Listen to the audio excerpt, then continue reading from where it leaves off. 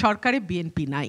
সরকারে যদি বিএনপি থাকতো এবং বিএনপির কর্মকাণ্ড যদি মনে হতো গণবিরোধী, জনবিরোধী এবং আপনি পুরনো বন্দোবস্তের যে উদাহরণগুলো দিলেন সেগুলোর সঙ্গে রেজোনেট করে, তাহলে আপনি এই অভিযোগ আনতে পারতেন। বিএনপি আজকে না, বিএনপি গত 17 বছর ধরেই আসলে ক্ষমতায় নাই এবং গত 15 বছর ধরে বিএনপির উপর অবর্ণনীয় নির্যাতন হয়েছে। সেটার বর্ণনা আমি আর নতুন করে দেব না, এটা কম বেশি সকলেই জানে। এবং গত 1.5 মাসের যে প্রেক্ষাপট, সেই প্রেক্ষাপটটি আসলে হঠাৎ করে তৈরি হয়ে যায়নি।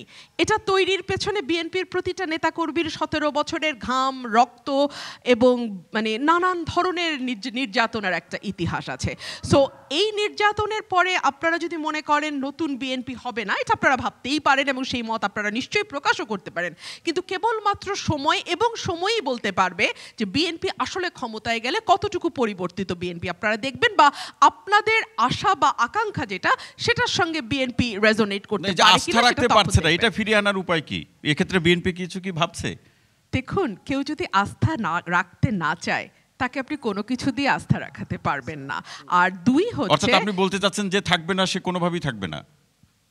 কেউ যদি থাকতে না চায় তাকে আপনি কোনোভাবে রাখতে পারবেন না। আর আমি এটুকুই শুধু বলবো যে 2016-17 দিকেই কিন্তু বিএনপি তার দফাগুলো, আমি শেষ করি, বিএনপি তার দফাগুলো দিয়েছে এবং পরবর্তীতে সেই ভিশন 2030 যেটা ম্যাডাম নিজে দিয়েছেন, তারপরে বিএনপির 31 দফা যেটা অ্যাক্টিং চেয়ারম্যান দিয়েছেন। সুতরাং এই দফাগুলো যখন আপনি পড়বেন তখন আপনি দেখবেন যে গ্রাফিতির যে দেয়াল লিখনগুলো আছে সেগুলোর সঙ্গে বিএনপির কথার যে খুব কোনো আকাশ পাতাল ডিফারেন্স আপনি সেটা খুঁজে পাবেন। অথচ বিএনপি কিন্তু এই কথাগুলো অনেক আগেই বলেছে, গণ অভ্যুত্থানেরও কয়েক বছর আগের কথা আমি বলছি। এখানে আমি একটু ছোট্ট করে যোগ করি, আপনার অনুমতি নিয়ে। সেটা হচ্ছে যে বিএনপি এখন যা বলছে, ক্ষমতায় গেলে এই কথাই বলবে এবং সেটি কাজ করবে, এই জায়গাতেই সবচেয়ে বড় সংশয় বা ধোঁয়াশা। যতক্ষণ পর্যন্ত বিএনপি ক্ষমতায় যাচ্ছে, যতক্ষণ না পর্যন্ত বিএনপি কাজ করার সুযোগ পাচ্ছে, তার আগে থেকেই কেন আপনি বলছেন? বলা হচ্ছে অতীতের রেকর্ডের কথা। আপনি আমাকে বলেন তো, 96-এর হাসিনা আর 15-র হাসিনা কি এক ছিল? 96-এর হাসিনা আর 15-র হাসিনা কিন্তু এক না। কেন এক না? এক না এ কারণেই যে 96-তে মোটা দাগে একটা সহি নির্বাচনের মাধ্যমে হাসিনা ক্ষমতায় আসছিল এবং হাসিনা জানতো 5 বছর পর তাকে একটা ভোট দিতে হবে, ভোটটা সহি হতে হবে।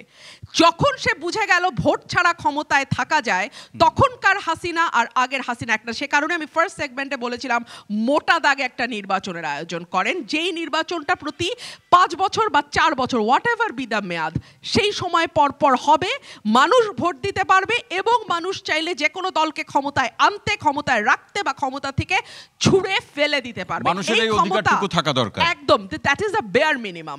আমি আপনাদের আরেকটা খবর দেই, এই মাত্র কালবেলায় নিউজ এসছে, নির্বাচনের তফসিল কখন সেটা চিফ ইলেকশন কমিশনার জানিয়েছেন। উনি বলেছেন সেপ্টেম্বরের মধ্যে তিনি ভোটার তালিকা এবং সীমানা নির্ধারণ কমপ্লিট করে সেপ্টেম্বরের পরপরই তিনি ভোটের একটা তফসিল দিতে যাচ্ছেন। তার মানে আপনাদের প্রত্যাশা পূরণ হলো? আমাদের প্রত্যাশার বিষয় না, জনগণের চাওয়া এবং জনগণের প্রতিদিনের যেই দুর্ভোগের কথা আমরা বলছিলাম। দেখুন, এই সরকার যদি প্রথমে আমি বলছি সুশাসন দিতে পারত, জনজীবনের স্বস্তি দিতে পারত, নিরাপত্তা দিতে পারত, দ্রব্যমূল্যকে কন্ট্রোল করতে পারত, আইন শৃঙ্খলা পরিস্থিতির উন্নয়ন ঘটাতে পারত, তাহলে কিন্তু মানুষ নির্বাচনের জন্য এত অস্থির হতো না। শুরুর দিকে জরিপ হয়েছে, আপনি দেখবেন ম্যাক্সিমাম মানুষ বলেছে আগে সংস্কার পরে নির্বাচন। পরবর্তীতে যে জরিপগুলো এসছে টাইম টু টাইম, আপনি দেখবেন মানুষ কিন্তু এখন নির্বাচনের দিকে বেশি ভোট দিচ্ছে দেন সংস্কার, বিকজ মানুষের প্রতিদিনকার জনজীবনকে স্বস্তি দেয়া, নিরাপত্তা দেওয়ার যেই ন্যূনতম কাজটি, সেটি কিন্তু এই সরকার করতে পারে নাই।